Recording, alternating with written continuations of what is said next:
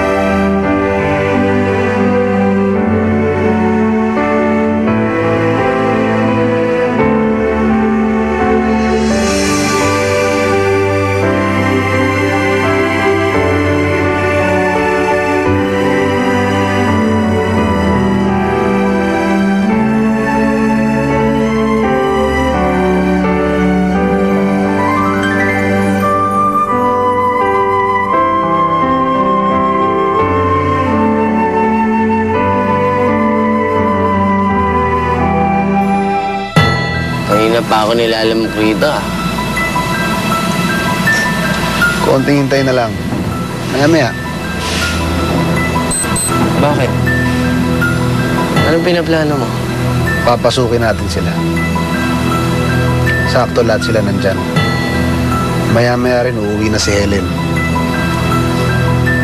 One time, big time na yan. Binigla mo naman kami. I'm sorry, tita. Biglaan nilang pagpahid sa akin ni Helen doon sa proposal ko. Ayaw niyo nun.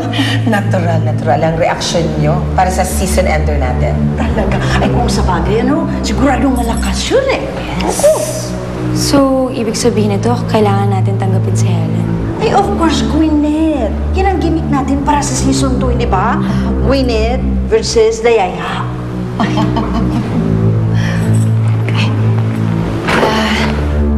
Uuwi na ho ako.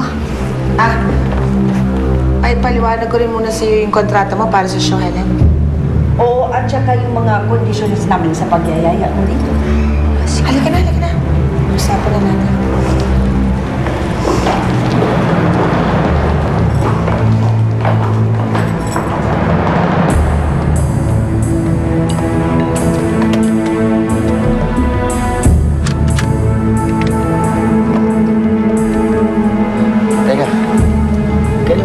Plano to.